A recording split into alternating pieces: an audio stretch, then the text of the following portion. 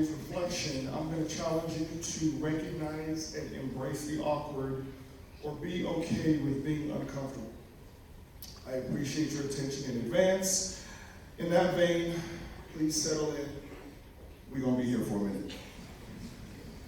As I was developing my reflection for today, I must admit that I struggled with what angle to approach. One choice was to embrace the opportunity to educate and speak in a way that was politically correct to make everyone comfortable about this topic while embracing February as Black History Month. My other opportunity was to keep it all the way real as it relates to the plight of Black America for the past 400 years. During my consideration, I was faced with what I'd like to describe as a situation of duality. I've got one obstacle to tackle, but two distinct ways of attacking it. And in trying to find a resolution, I look to a common source that comes to mind when we consider Black History Month. When I say Black History Month, the first figure that probably comes to most people's minds is the Reverend Dr. Martin Luther King Jr. And with that in your mind comes his famous speech from August 28, 1963, in front of the Lincoln Memorial when he told the nation of his dreams. His dreams that one day a nation would rise up and live out the true meaning of its creed. That being, we hold all these truths to be self-evident that all men are created equal. The dream that his 4 children would one day live in a nation where they would not be judged by the color of their skin, but rather the content of their character. His dream that one day, right down in Alabama, little black boys and little black girls would be able to join hands with little white boys and white girls as sisters and brothers. What if I told you that 7 months later, on April 3rd, 1964, the night before he was assassinated, he gave another very impassioned speech about how Black people can embolden themselves, but from a different direction and in the face of a promise unfulfilled. His exact words were these. Now, the other thing we'll have to do is this. Always anchor our external direct action with the power of economic withdrawal. Now, we are poor people. Individually, we are poor when you compare us with white society in America. We are poor. Never stop. Forget that collectively, that means all of us together, collectively we are richer than all the nations in the world with the exception of 9. Did you ever think about that?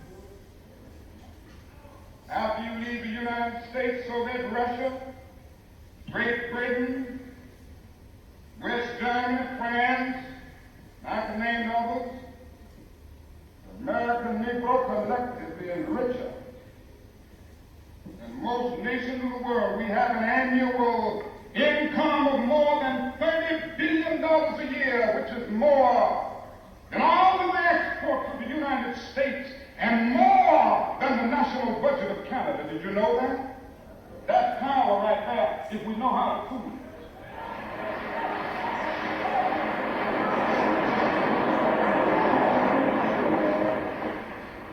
We don't have to argue with anybody.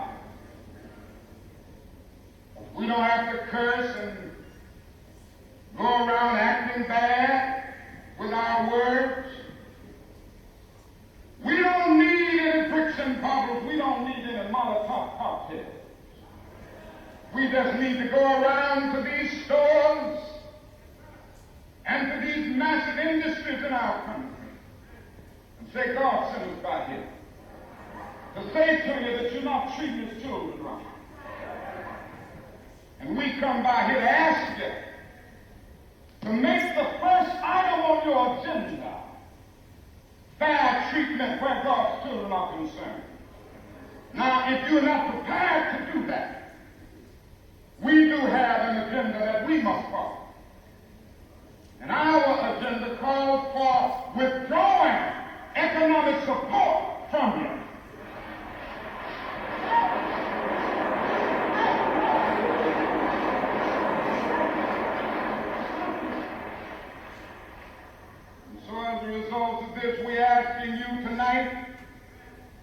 go out and tell your neighbors not to buy Coca-Cola in Memphis.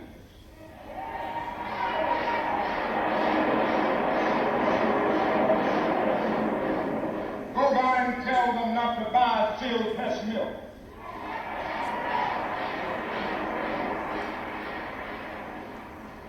Tell them not to buy, what is the other bread? Wonder Bread. And what is the other bread, Cousin Jesse? Tell them not to buy hard bread. And not only that, we've got to strengthen black institutions. I call upon you to take your money out of the banks downtown and deposit your money in Tri-State Bank.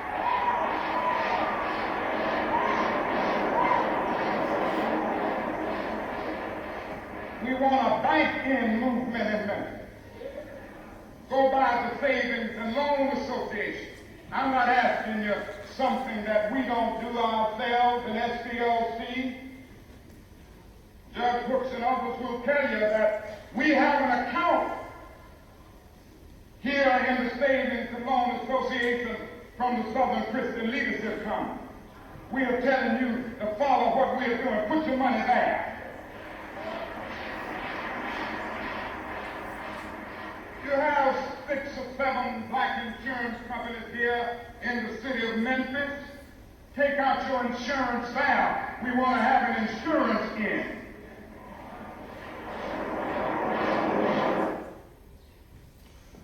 Perhaps it was his viewpoint that if society couldn't find inclusion and equal rights in its heart and conscience, then perhaps making its pockets suffer would do the trick. In other words, stop dreaming, start doing. You see, Dr. King was a man of 2 beliefs. One in which he peacefully looked for cooperation and unity, and the other one was more about that action, financially speaking. Unfortunately, we never got to see which motivation would be fulfilled. The actions of James Earl Ray that next day in Memphis brought the movement and our country to its knees. The leader was lost, and the movement was changed forever. And here we still are, wondering how things are going to get better for black folks in America.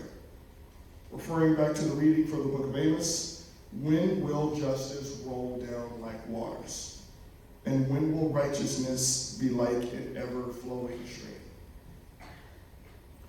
With Dr. King as inspiration, I decided to do what works naturally, to be authentically me.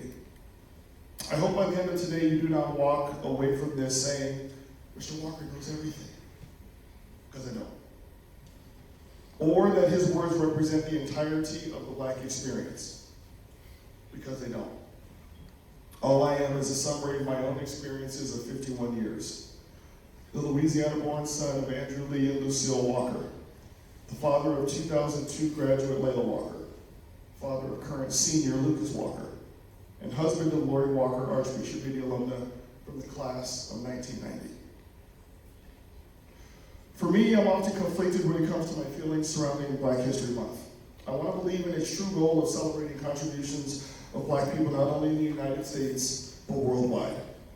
I want to be able to think like students like yourselves and young people as a whole are paying attention. I want to believe that we get to a point where black history becomes interwoven into what should simply be history, without the presumption that it needs to be separated by race. My dreams and hopes become conflicted when I'm presented with a simple question. Why is it so damn hard? We're taught that the celebratory month coincides with President Abraham Lincoln's birthday, which is February 12th, and Frederick Douglass's birthday, which is February 14th.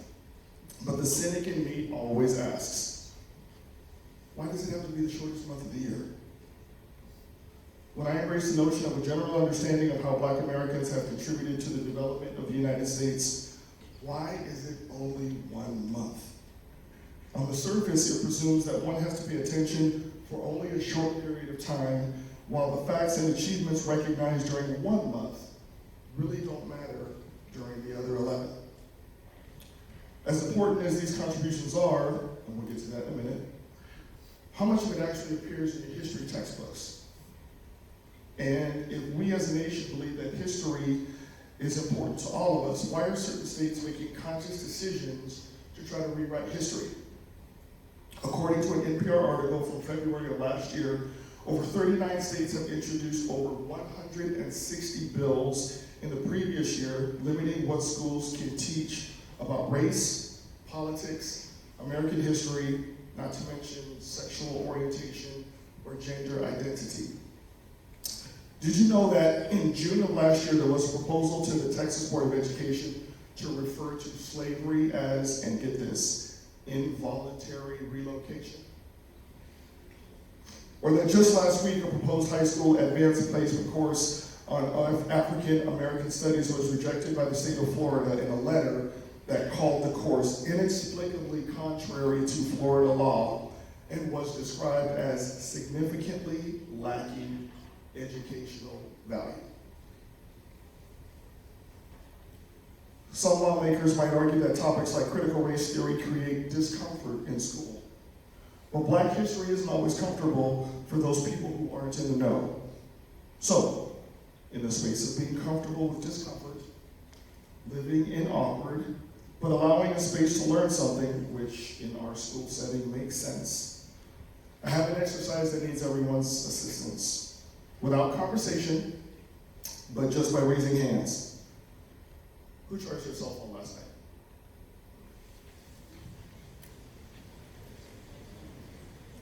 Know that with the help of George H. Miley, Mr. Henry Sampson co-invented the gamma electric cell, which converts high radiation energy, or gamma rays, into electricity.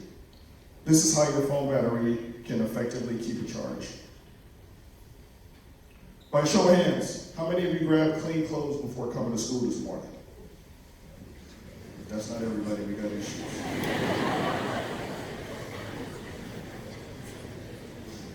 You can thank George T. Sampson, who developed the first patent for an automatic clothes dryer in 1892. Anybody grab something to eat from the refrigerator before coming to school?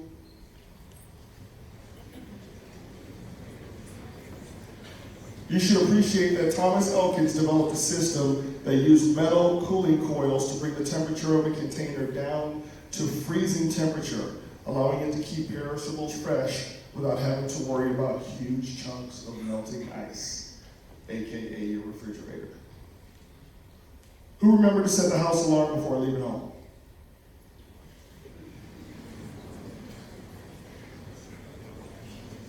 Marie Van Britten Brown filed a patent for her closed-circuit television security system invention in 1966. These systems are still used today, and thanks to Brown's contribution, homes and businesses across the world have affordable access to home security. How many of you either drove or had somebody drive you to school today? You can thank Richard Spikes, who is the best-known inventor for the automatic gear shifting system along with the automatic braking system. And to help you not crash into another car on the way here, Garrett Morgan invented the mechanical traffic light in 1923, which was sold to General Electric. I know we're in a digital age. Who used a pen today?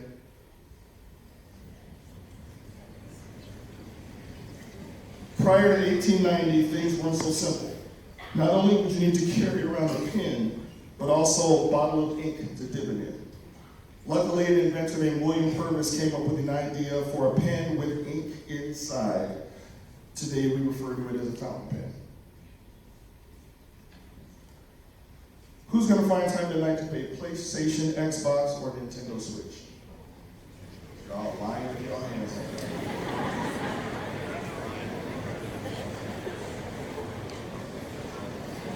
Understand that Mr. Gerald Lawson helped create the first cartridge gaming system in 1976. Without his work, we might not have today's high graphics titles or consoles. Some people even refer to Mr. Lawson as the father of modern gaming. These examples are not to say that over time, someone other than a Black person may or may not have come up with these ideas or inventions. But the simple facts are these. Many of the modern conveniences that we don't think about were derived from the ideas and discoveries of Black America. So going back to the original question of how I feel about Black History Month, I'm frustrated as a Black man first, educator second. How in 2023 is this still an uphill battle? How is it that in the age of technology and advancement, we can still see glimpses of the 1950s and 60s in our present day happening right before our very eyes in the forms of racism, social and economic disparities, and at the same time, Dr. King's dreams becoming political hotbeds? That bothers me. While my frustration is real, there is hope. There is hope and confidence that you all, as Generation Z, don't put up with much. And as the world continues to become more diverse, I have confidence that your search for answers will come with a sense of morality, a sense of caring for people in the margins, a sense for treating others with dignity, but also being open to learning about who we each are as people. There's hope in the idea that if you know your history, your future becomes a little bit better. In closing, my ask of you today is simple. Be open to what you don't know. Embrace the awkwardness in not knowing everything, while sitting for a while being uncomfortable in listening, not just hearing, another perspective. It's okay to know that two thoughts or opinions, despite their opposing emotions, can be true. It all depends on your perspective. And work to create a safe space for critical conversation. Next month, the BSU will offer and sponsor activities and provide information to educate us all. Don't be so quick to be right, but be patient to listen and understand from someone else's point of view. As we are all here together, be open to the reality that Black history is not just for one race for 28 days. It is in fact our collective history to be acknowledged and celebrated for all 365. Thank you.